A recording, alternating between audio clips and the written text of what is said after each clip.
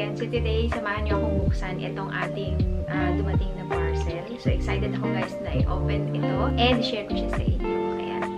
Actually guys, naghahanap ako ng bag na gagamitin sa susunod na mga araw. Ayan. So i-share ko din sa inyo guys kung saan ko siya gagamitin. But before that, gusto ko siyang ipakita sa inyo. Super excited na ako. Actually guys, nakita ko siya sa TikTok and habang nagsiscroll ako, lagi siyang napapadaan sa FYP ko na sobrang ganda nitong bag na to. And isa sa nagustuhan ko dito is super affordable siya and then 3-way mo siyang magagamit. So pwede siya hand, pwede rin siya ng shoulder, and then pwede rin siya as sling bag. So today, tingnan natin kung gaano siya kaganda. So etong bag na ito guys is from Bostantin.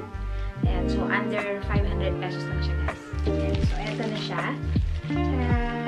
Ayan na siya guys. Ganyan lang siya actually nung dumating sa akin. So wala siyang box. So lagi itong napapadaan sa FYP ko and gandang-ganda ako sa bag na to. So yun lang. Tingnan natin siya kung okay siya kasi hindi siya naka-box or wala siyang pinagalian. Ganyan lang. So ayan. Ito na yung bag. And meron lang siya dito. Nakalagay for thank you. This bag is from Bostantin. So ganito pala siya kalaki. Kung nakikita nyo guys, ito yung frame ko. Ito siya. Malaki pala siya, no? So nakikita ko siya sa mga videos is parang maliit lang siya. Malaki siya. Let's see. So naka-plastic lang siya ng ganyan. Then,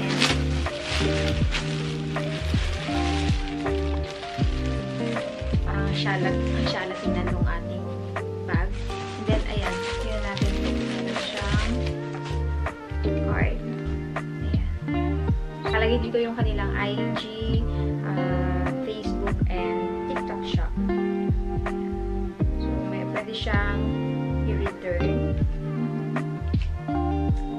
So, it says, thank you. So, ito na yung ating bag. Meron pala siyang dust bag. Ayan. So, akala ko kung ano. And then, ito na yung ating bag.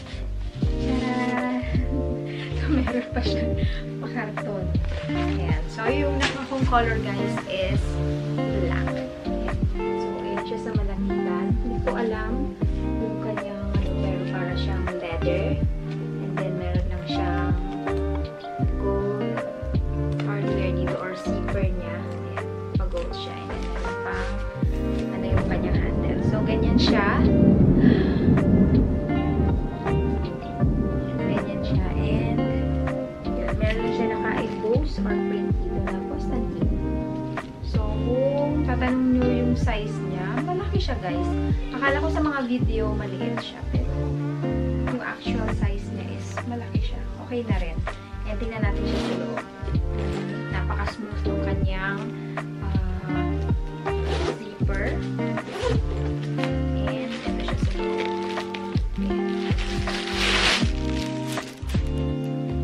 So, ayan yung loob niya. Meron siyang, ayan, may compartment. Or meron din siyang pocket. And then, meron din isang with zipper pocket. Ayan. And, napaka-spacious ng loob niya actually.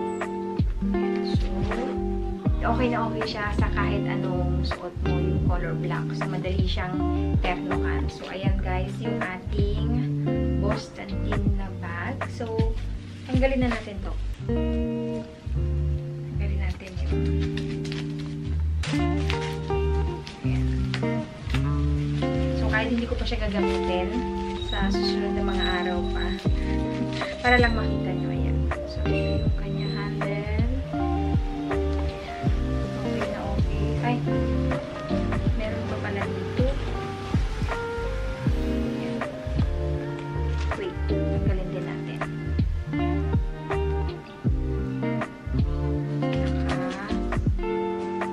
Naka-secured yung kanyang mga handle. Yung kanyang handle naka-secured. Talagang naka-balot ng ganyan. Ayan. So, ganito siya.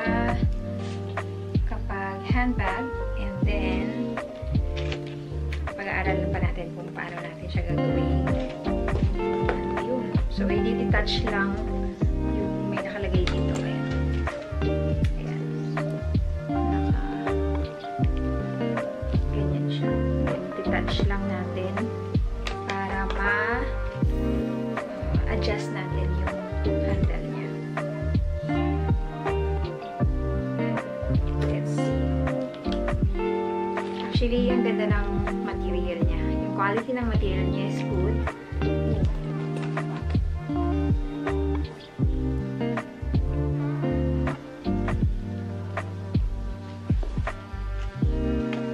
So, ayan siya kapag shoulder bag. Ayan. Kapag naman sling bag, so medyo mahaba. Try natin. Ayan. Medyo malaki siya talaga for my frame. Ayan siya. Kapag sling,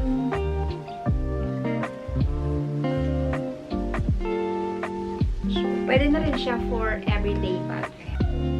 And that's it guys. Ayan, so share ko sa inyo sa mga susunod na araw kung saan ko siya gagamitin and kung ano yung pwedeng malaman sa kanya. Actually, ito.